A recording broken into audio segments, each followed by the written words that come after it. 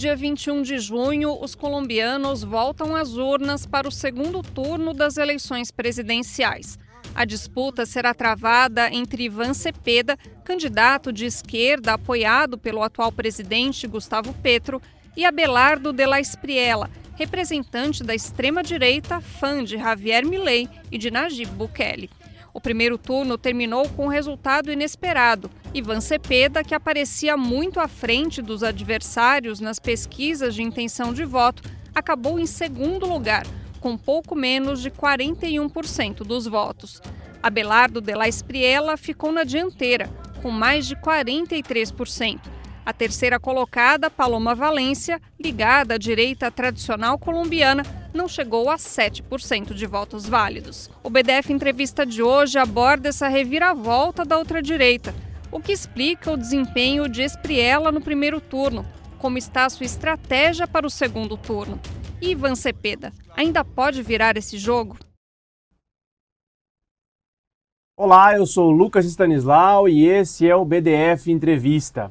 E para analisar esse cenário político colombiano com maestria, a gente vai receber aqui hoje o Pietro Alarcón, que é professor, advogado, especialista em Direito Público e Direitos Humanos e membro da Comissão Internacional do Pacto Histórico, a coalizão governista da Colômbia. Professor, obrigado pela sua presença aqui no BDF Entrevista. Um prazer te receber aqui nos nossos estúdios. Muito obrigado, Lucas. A honra é minha. Prazer é meu. Prof, para a gente começar aqui, acho que é a pergunta que todo mundo está se fazendo de alguma maneira, seja quem está de olho na eleição aqui do Brasil, seja lá na Colômbia, para quem está de olho nos resultados. Iván Cepeda, candidato do governo, candidato do Petro, consegue virar o jogo para esse segundo turno, marcado para o dia 21 de junho? Se sim, qual que é o caminho das pedras aí para que a esquerda consiga dar uma reviravolta e superar a extrema-direita no pleito? Bom, eu acho que há 4 questões fundamentais aí. A primeira, muito embora o de la Espriella ganhe o primeiro turno, a verdade é que os diversos setores que participaram do processo eleitoral com candidaturas à presidência, e na sua imensa maioria, têm se somado à candidatura de Iván Cepeda. Esse é um fator importante. A segunda questão é que na Colômbia, como acontece em alguns outros países, não é verdade que existe uma transferência automática de votação. Claro. Por exemplo, Paloma Valencia declarou que apoiaria a de la Espriella, mas nós não temos certeza de que realmente a votação de Paloma seja automaticamente transferida para Abelardo de la Espriella. Terceiro, Abelardo de la Espriella tem ocultado uma questão que cada vez que é colocada e pautada é extremamente importante para os colombianos. Ele é um candidato que é o candidato de Trump. O que significa isso? É um candidato que de alguma forma está comprometido com um interesse nacional que não é o interesse nacional dos colombianos. Isso, em muitos setores, tem um peso bastante importante. Em quarto lugar, muito embora exista uma estratégia comunicacional, uma estrutura digital de desinformação, a verdade é que tem crescido muito a consciência subjetiva, subjetividade, essa consciência do povo colombiano em torno a que é necessário que continuem profundizando-se as transformações que começaram durante o governo de Petro. E existem também um voto de opinião bastante importante na Colômbia e fora da Colômbia em favor de que prossiga esse processo democrático, ou seja, que Colômbia tenha a possibilidade de continuar aprofundando isso e de, transformando um cenário que tem sido tradicional no país com os governos de direita, que é um cenário neoliberal de pobreza e de abandono. Claro. Agora, professor, saíram muitas análises depois dos resultados do primeiro turno que tentavam explicar por que os resultados não refletiam necessariamente do que a maioria das pesquisas indicava, né? Muito se falou que de um suposto voto útil contra a esquerda, né, para barrar a esquerda, então o que explicaria a desidratação da Paloma Valencia, né, ela que aparecia melhor colocada nas pesquisas do que de fato teve nos resultados. Também se falou um pouco da necessidade de frear a continuidade do projeto de esquerda, então abraçando aí o de la Espriella. Para o senhor, o que aconteceu aí? Também se fala da qualidade das pesquisas eleitorais na Colômbia, né, que não seriam muito fidedignas. O que aconteceu aí que explica esse resultado um pouco aquém que o Cepeda teve, do que indicavam as pesquisas, que ele acabou tendo nas urnas? Bom, na última semana, o que aconteceu? A orientação do uribismo foi não uribismo de Álvaro Uribe, feita corrente de ultradireita que governou o país durante 8 anos, falsos positivos, enfim. Orientou o voto por De La Espriella. Ou seja, uma quantidade de votos, né, passaram pela De La Espriella por orientação. Ou seja, a ultradireita, no momento em que viu a possibilidade de vitória no primeiro turno da esquerda, reorientou o voto. Em segundo lugar, o apoio direto dos Estados Unidos através da chamada Operação Júpiter.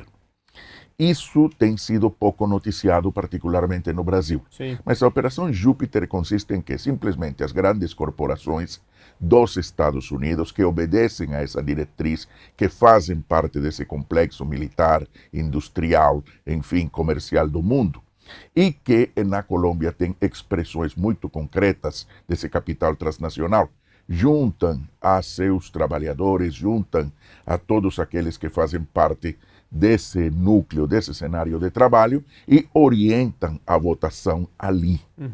Essa questão da Operação Júpiter vai acompanhada de uma injeção de dólares muito, digamos, muito enfática, muito forte.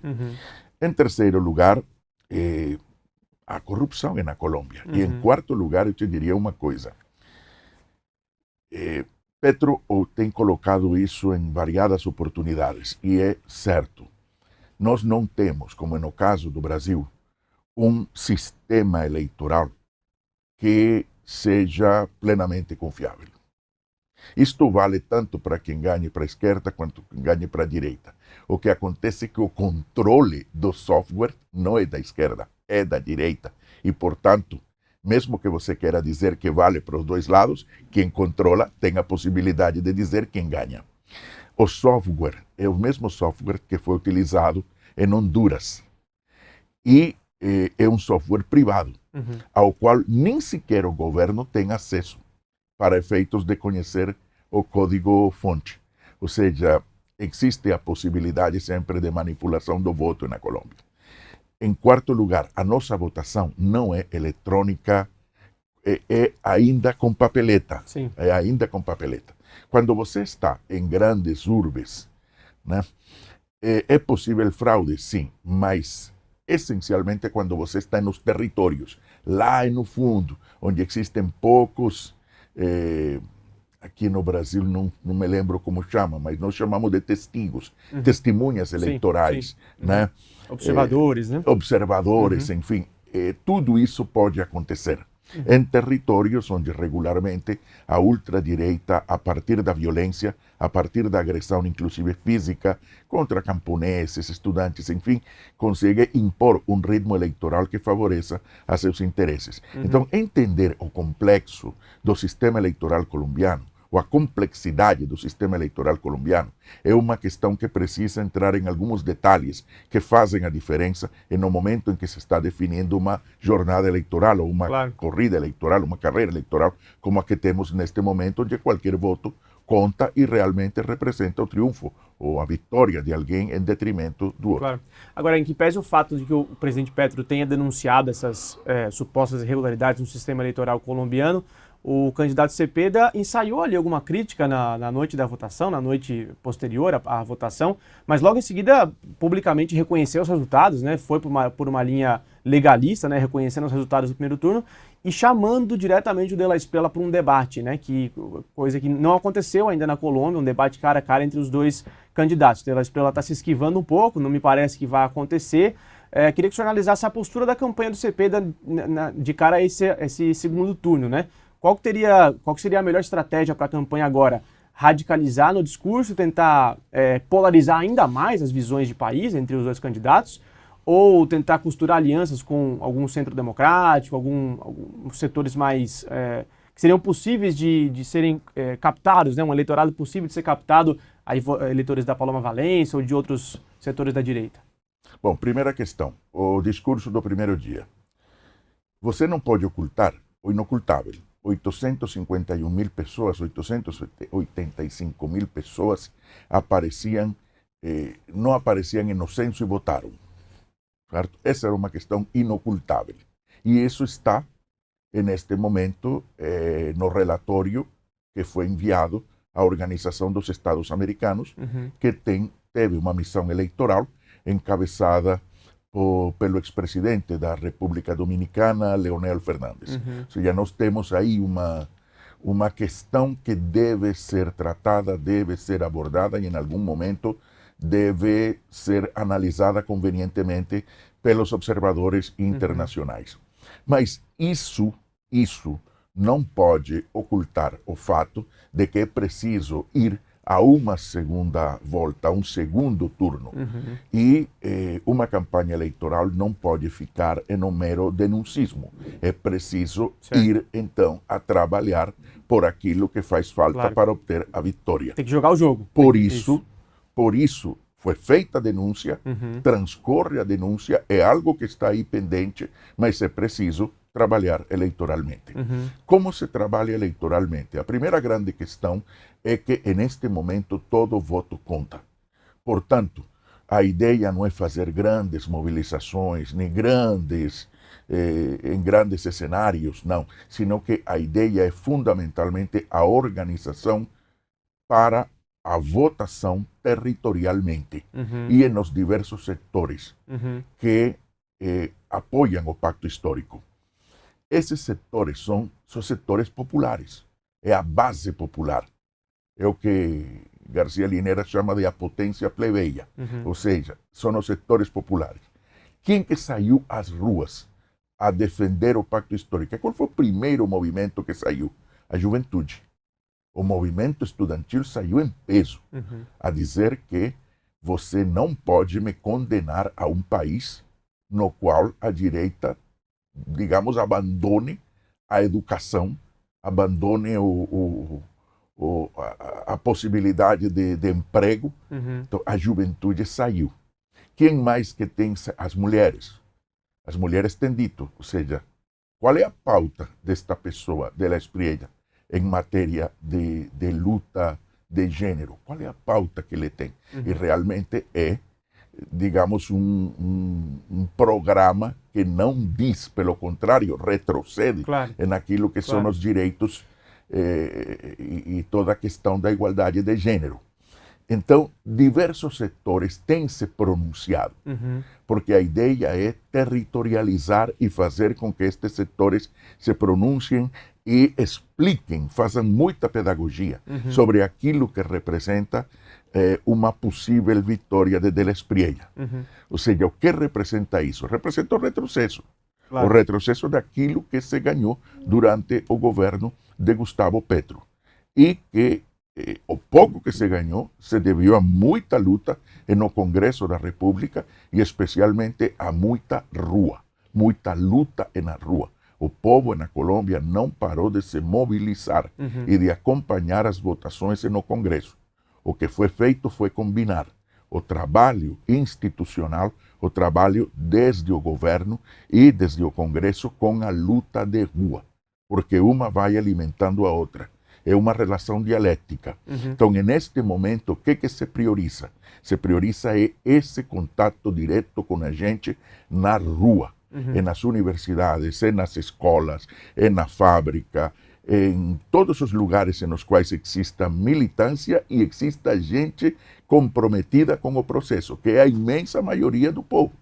Agora, é isso. Isso foi uma tática bem usada pelo governo Petro, né, de quando encontrava obstáculos, seja no Congresso, seja na imprensa, em setores econômicos, oligarquias locais, obstáculos para as reformas que estava propondo, chamava o povo para a rua.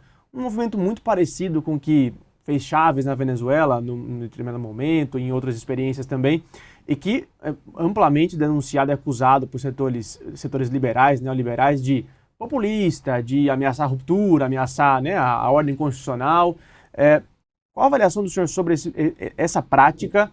E suponhamos que a Abelardo da Espriella saia vencedor no dia 21 de junho. Ele não vai encontrar um cenário fácil na Colômbia, porque, como o senhor já disse, tem muita mobilização de rua que deve permanecer mobilizada. É possível continuar com essa mobilização, mesmo sob o governo de extrema-direita? O quanto disso tem, porque a esquerda está no governo, de força estatal, de força do governo, e quanto isso tem, de fato, de mobilização popular, e aí num cenário de governo da extrema-direita, quanto isso seria possível de seguir mobilizado contra essas pautas neoliberais, extrema-direita, enfim? As grandes transformações, historicamente, dos povos não se dão em congresso, se dão na rua. Se você pega toda a luta pelas liberdades públicas, toda a luta pelos direitos sociais, isso não se conquistou nos congressos, nas assembleias, nas instituições, nem nos governos. O que ganha, o que transforma a realidade, o que gera as condições para que se avance em matéria de direitos é a mobilização unitária das pessoas. O que isso significa? Significa a consciência da gente de que é possível transformar. Significa a organização das pessoas e a mobilização das pessoas por aqueles objetivos. Aí que é o fundamental, que a gente consiga entender qual é o grau de unidade e qual é a capacidade que tem o movimento popular, o movimento social, para ser protagonista dessas transformações. A aposta na Colômbia foi a seguinte: no ano 2019, nós tivemos uma rebelião popular na Colômbia contra o governo de Duque.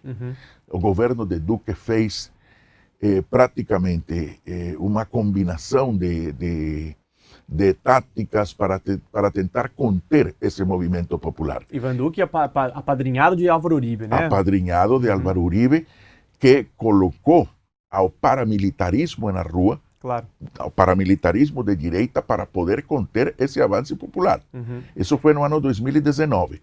O Pacto Histórico, como um movimento de unidade das forças democráticas, progressistas na Colômbia, canaliza tudo isso e passa a se organizar como uma coalição naquele momento para poder apresentar uma alternativa eleitoral que é finalmente vitoriosa. O Pacto Histórico não é hoje uma coalição, o Pacto Histórico é um partido, é um partido político, já deixou de ser uma coalição.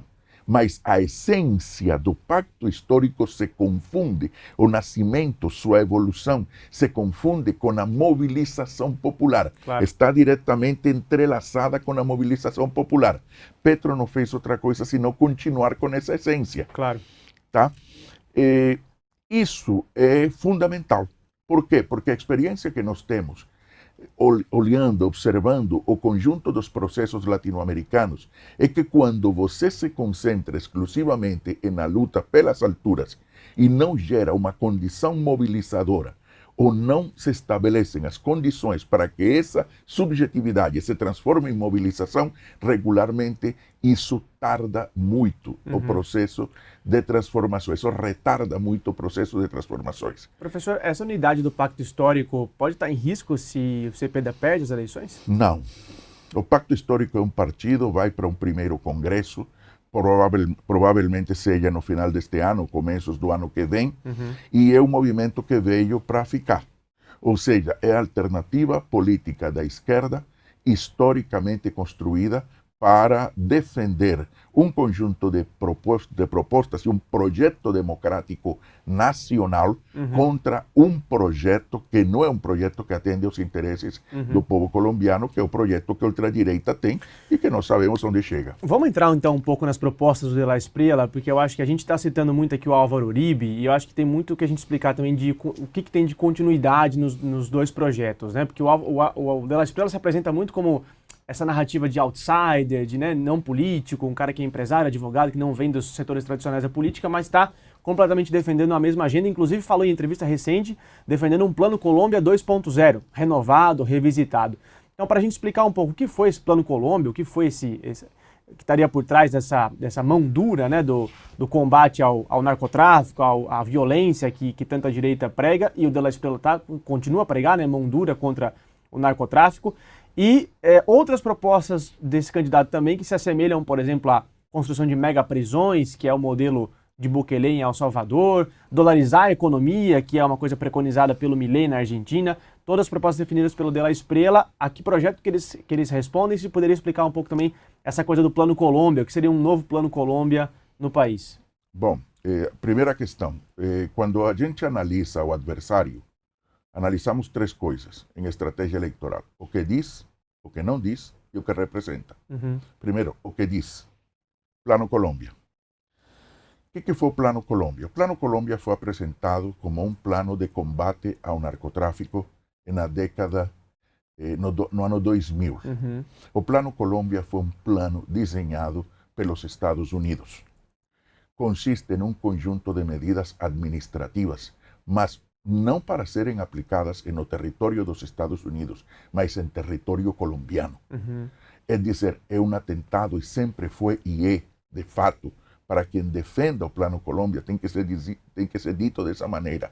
É uma maneira de afrontar a soberania colombiana. Claro. Significa o quê? Medidas administrativas aplicadas supostamente para combate ao narcotráfico, que implicam, em primeiro lugar, uma injeção de recursos para a fumigação de zonas onde há cultivos de folha de coca. A coca cultivada não representa nenhum problema para ninguém. O problema é a cocaína. Claro. É dizer, a transformação dessa folha a partir de insumos químicos como éter, acetona, ácido sulfúrico, que tem mercado controlado pelas regras da OMC, hoje um pouco debilitada, e esse mercado controlado era fundamentalmente controlado por dois países, por orientação da OMC, Estados Unidos e Alemanha. Claro. Como é que entrava éter, acetona, ácido sulfúrico na Colômbia, da maneira como entrava para os cartéis de drogas, se não era com a cumplicidade de cartéis que funcionam nos Estados Unidos e até na Alemanha, para que seja feita essa cocaína. E aí, quando o senhor fala fumigação, seria pulverização de, essencialmente, glifosato, né? Exato. E o que é o glifosato? O glifosato é o Fusarium obscurum, que significa o quê? É aquele pó que é colocado por cima da planta, mas que não queima e acaba exclusivamente com a planta, mas com tudo aquilo que seja vivo. É dizer, acaba com a natureza, um gravíssimo atentado contra a biodiversidade. Por outro lado, supostamente, esses recursos seriam para combater militarmente aos cartéis da droga naquela época. Só que os cartéis da droga nunca foram combatidos e, pelo contrário, cresceram na sua ação com esse Plano Colômbia. Os dados estão aí para que a gente consiga conferir. Sim. Então, do que se trata? O que é o Plano Colômbia? É um plano intervencionista. O que acontece agora? Que nós vinhamos conversando com os brasileiros também com relação a isso. A ideia agora é a utilização do combate às drogas para estabelecer contratos dos governos com empresas internacionais que controlam todo o que é dado e digitalização de dados, ou seja, o monitoramento digital dos movimentos sociais, dos movimentos populares, sobre a base de que se está combatendo as drogas. Há uma empresa que se chama Palantir, que já tem um contrato na Argentina com o governo de Milei, um contrato no Equador com o governo de Noboa, e que é uma empresa que se dedica a ter uma espécie de controle de dados com relação ao que é o movimento social, aos dirigentes, às lideranças, enfim. E tudo isso sob pretexto do combate às drogas. Para isso você tem que qualificar a delinquência comum como delinquência terrorista, por exemplo. Claro. Tudo faz parte de um plano que vem sendo desenvolvido a partir da lógica da Estratégia de Segurança Nacional dos Estados Unidos, traçada em novembro do ano 2025, e a partir do documento de segurança de fevereiro deste ano. Nós sabemos que nós estamos, Colômbia, dentro desse plano, né, do ponto de vista incluso com conotações geopolíticas territoriais, de maneira bastante enfática. Ou seja, a Colômbia é, para os Estados Unidos, um país extremamente importante. Por quê? Por várias razões do ponto de vista geopolítico. É a porta de entrada à América do Sul, é a porta de entrada à Amazônia, mas é também a que te comunica com a América Central. Claro. O que é que nós temos na América Central neste momento? Bom, nós temos um governo que mantém uma relação de respeito com os Estados Unidos, mas que não é submisso aos Estados Unidos, que é o governo mexicano. E nós temos um governo com uma espécie de, digamos, figura cool né, uma espécie de ditadorzinho cool, uma espécie de tiranete em El Salvador, né, que tem e que vence com um plano contra, ou seja, militarizando um plano supostamente de segurança pública, mas que no fundo é a militarização da sociedade, a eliminação de qualquer possibilidade de uma saída com uma aposta social a temas que são extremamente importantes para o tecido social construído. O tecido social em Salvador se esgarçou.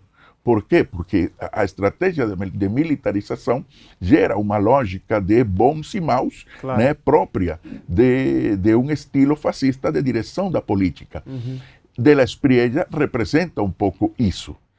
E isso é, na Colômbia, uma bomba. Por quê?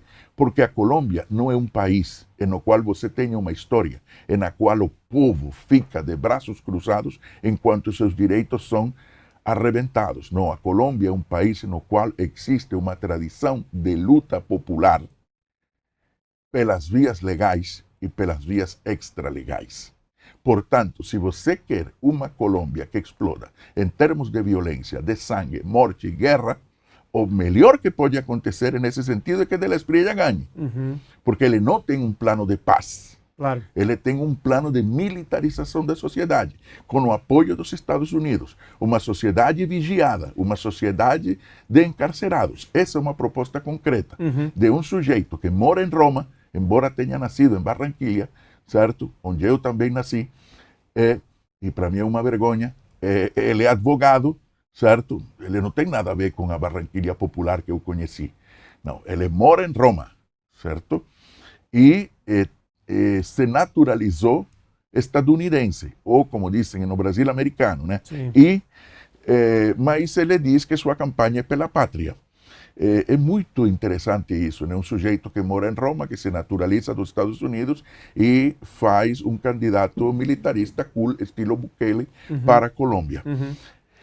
Obviamente, isto tudo vem acompanhado de uma parafernália enorme, um estilo mítico Claro. de condução da campanha. O lance do tigre, né? De apostar na imagem do tigre, do exatamente. animal.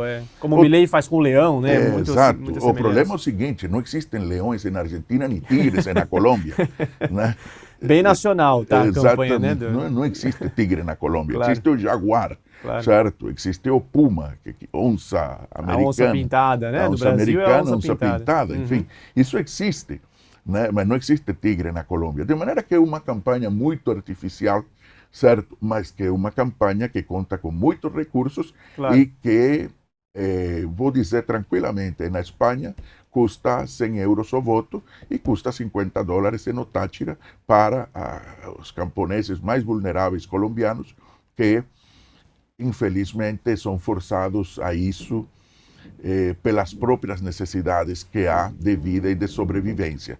É dizer, é uma campanha que também se apoia nesse lastro de corrupção, que para eles faz parte da normalidade da vida. Professor, se apostar na confrontação, como o de la Espriella parece que está apostando, é generar caos, colocar uma panela de pressão sobre o país e desembocar em guerra e mais violência, o governo Petro apostou por um outro caminho, que foi o caminho do diálogo, de chamar para a mesa de diálogo organizações guerrilheiras e grupos também paramilitares, que foi o chamado processo da paz total, que a gente acompanhou bem Paz aqui no Brasil, de integral. fato, paz integral, que a gente acompanhou bem as primeiras mesas a retomada das mesas de diálogo com o LN em Caracas, a gente esteve lá cobrindo.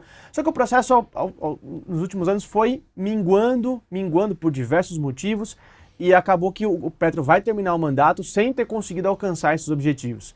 O que aconteceu aí? Qual foi a dificuldade? Foi inabilidade do governo? Foi má vontade dos grupos guerrilheiros e paramilitares?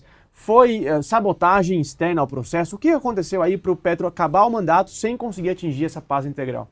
Vários fatores. Vamos aos primeiros. A primeira questão é que não existe saída militar possível ao conflito social e político colombiano. Não existe saída militar possível. Historicamente, o que nos reporta um benefício para uma transformação real da sociedade colombiana, no qual você consiga fazer investimentos que resolvam o problema da fome e da miséria em determinados lugares, para a proteção da biodiversidade, para gerar investimento direto para que o camponês tenha condição de parar de semear folha de coca e conseguir então produzir outros bens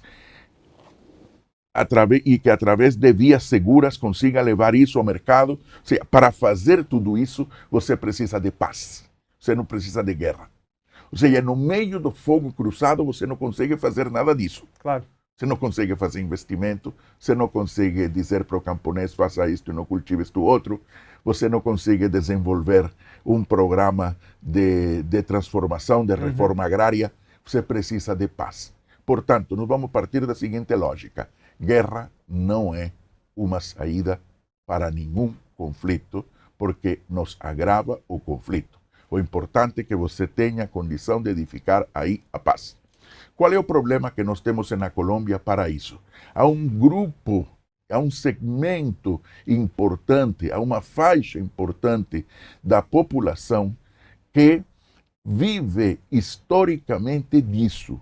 E para você transformar isso, você vai precisar de um tempo que não são 3 nem 4 anos. Claro. E por outro lado, existem quantiosos recursos no narcotráfico e existem nexos com cartéis internacionais. Essa é uma estrutura que funciona internacionalmente, globalmente. O que nós temos dito? A paz na Colômbia, nós podemos fazer a nossa parte e podemos estar trabalhando com todos esses fatores para poder, porque o problema da droga é multifatorial, né, para poder, então, gerar a condição de paz. Mas se não existe um combate regional, onde também esses fatores sejam levados em conta, é bastante complicado, porque nós não teríamos condições sozinhos de enfrentar isso. E isso vem acontecendo em algumas regiões, no Cauca, no Catatumbo, são regiões da Colômbia onde existem de fato cultivos de coca e existe esse negócio. Nós precisamos de um esforço internacional para isso, de um acompanhamento. No ano 2016, agora vão fazer 10 anos, nós firmamos, os colombianos firmamos um acordo de paz. Um acordo de paz entre o Estado da Colômbia, não foi entre o governo da Colômbia, entre a sociedade colombiana, certo? Foi um acordo de toda a sociedade colombiana, incluindo as Farc. Né? E as Farc se desmobilizaram. Mas existe um conjunto de setores que são as chamadas dissidências das Farc. Algumas estão conversando com o governo e estão incorporadas a todos esses processos de investimento, claro. E outras não. Outras não. Com elas haverá que continuar conversando. Mas na medida em que elas não se sujeitaram ao processo de paz, ou não trabalharam a questão da paz integral, e assumiram o caminho da delinquência com o narcotráfico, isto foi combatido pelo Estado. Não é verdade o que diz Trump, que o Estado colombiano foi, digamos, refém de aquelas guerrilhas que não se sujeitaram e que são narcotraficantes hoje. Não, o que nós estamos dizendo é que as guerrilhas que de fato existiam, participaram de um processo de paz e há setores dessas guerrilhas que não estão dentro desse processo por A, B ou C razões, claro. Certo? E uma parte delas, que se diz guerrilha, está trabalhando com cultivos de folha de coca. E nós estamos identificando isso e combatendo. Sim. Das dissidências das Farc, o Estado-Maior Central estava na mesa de diálogo? Estava na mesa de diálogo. A segunda Marquetália que não estava, que não está na mesa de diálogo. Mas aí temos uma coisa interessante. Por que alguns estão e não estão? Lembra, a sabotagem ao processo de paz começou durante o governo de Duque. Ou seja, alguns setores saíram por falta de confiança no processo. Claro, totalmente. O governo abriu mão dos acordos, ele cumpriu os acordos. Né? E se você faz a conta da quantidade de militantes, de comunes, que é o partido que sai das Farc, né, assassinados, claro. Você observará que há razões para desconfiar. Mas, professor, agora o ELN acusa também o governo Petro de perseguir grupos do ELN nessa mesma chave, como se fossem grupos narcotraficantes, paramilitares que estivessem fora da mesa de diálogo. Isso, como é que o governo lida com isso? Porque também a gente sabe que setores das Forças Armadas colombianas não necessariamente respondem diretamente ou integralmente ao governo, né? Há muita também operacionalização autônoma no interior do país. Se o ELN não está em um acordo de paz, se o ELN não está em um processo de paz e se torna então um ator armado que desafia ao Estado colombiano, as Forças Armadas vão agir. E em muitas ocasiões, como você mesmo diz, nós não temos, ou seja, desde o Estado, a condição de sujeitar a este outro no terreno dos acontecimentos. Isso é bastante difícil. Mas não existe uma orientação do Estado colombiano no sentido de isto será feito com estes setores. Não. Há uma permanente vocação ao diálogo. O status legal dos diálogos com a ELN é qual agora? Suspenso? Congelados, eles estão pausados? Qual é o status legal da mesa de diálogo entre Estado e ELN? Não há mesa de diálogo com o ELN.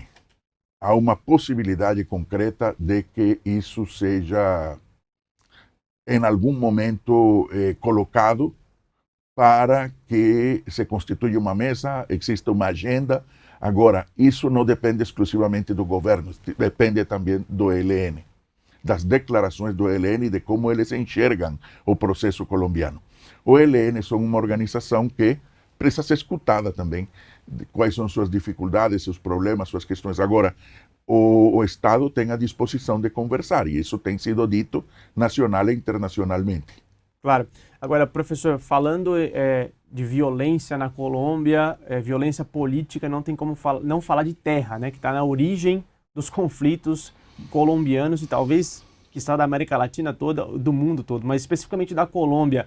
O governo Petro avançou muito no quesito de reforma agrária. É um dos modelos hoje mais estudados, mais observados por diversos especialistas no mundo inteiro. A reforma agrária levada adiante pelo governo Petro.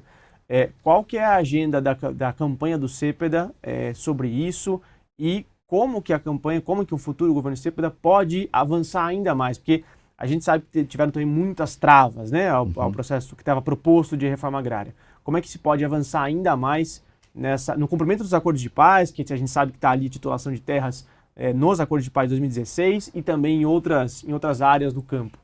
Sim, nenhum governo fez a reforma agrária que está fazendo o Petro. Ou seja, quando eu te digo Petro, estou falando do governo do Pacto Histórico. Sim. Né? Há uma equipe no Ministério da Agricultura que a ministra Marta Carvajalino criou, né? E que exclusivamente trabalha do tema de terras na Colômbia e que tem realizado um esforço maiúsculo para poder distribuir terras. Eu não tenho neste momento os dados, mas no site do Ministério você encontrará os dados oficiais, que não são dados maquiados nem dados postiços. Por quê? Porque cada vez que a gente faz uma entrega, isso é noticiado nacional e internacionalmente, são colhidos os depoimentos, é feita, é dizer, a transmissão ao vivo daquilo que está acontecendo para evitar que surja a ideia de que o governo está falseando, enfim, isso que está sendo feito. Não, na verdade existe um processo muito sério que era um compromisso do acordo de paz. O acordo, o primeiro ponto é a reforma agrária.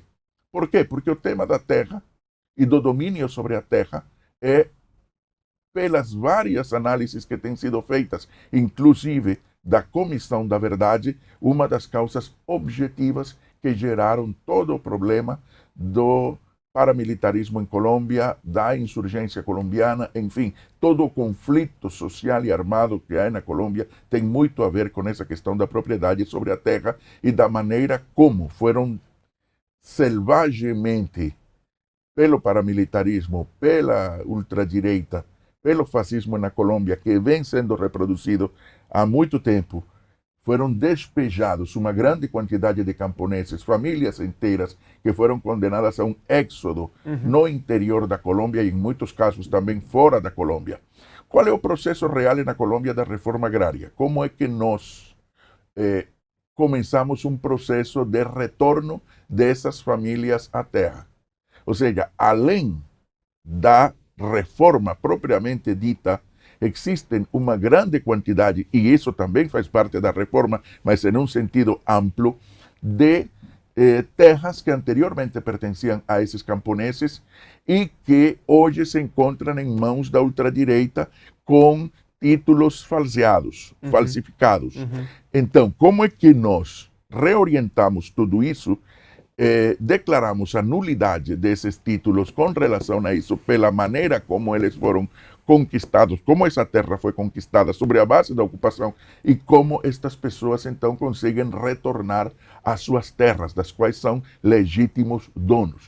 Como a partir de aí se inicia um processo de cooperativização agrícola, como se dá o incentivo para a compra de sementes, para o desenvolvimento das vias de comunicação que permitam esse mercado seguro que nós precisamos para os produtos, como geramos toda uma logística e toda uma infraestrutura para conectar esse campo colombiano às grandes urbes, mas não sobre as bases que têm sido feitas historicamente na Colômbia, sino sobre uma base que reconheça o camponês como um sujeito de direitos na prática, não apenas na teoria, sino na prática, um sujeito de direitos que tenha a possibilidade de se organizar, que tenha a possibilidade de decidir e que tenha a capacidade e a possibilidade de produzir.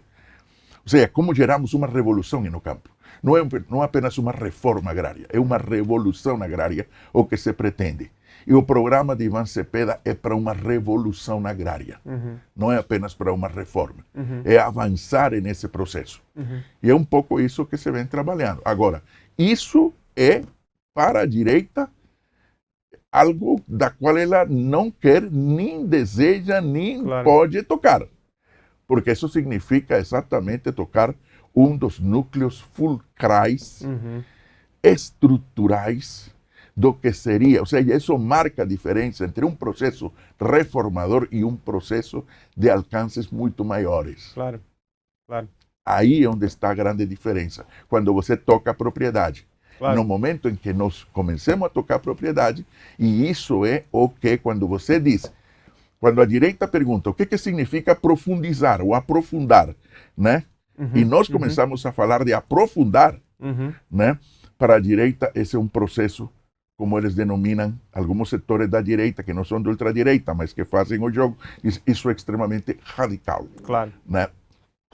Radical é o que aconteceu no país, esse despojo, essa maneira de despejar camponeses e de criar um clima de extrema violência no campo durante décadas. E isso é radical no conceito que eles têm de radical, que não é o nosso. Professor, a gente está chegando, infelizmente, ao final aqui da nossa entrevista. Queria agradecer muito a sua presença aqui no nosso programa e dizer que a gente vai seguir de olho aí no segundo turno colombiano, cobrindo aqui tudo no Brasil de Fato. Obrigado, professor. Para mim foi um prazer, Lucas, trocar estas experiências contigo. Prazer e uma honra estar contigo. A gente agradece e também agradece a você que acompanhou mais essa edição do BDF Entrevista. A gente volta no próximo episódio. Até lá.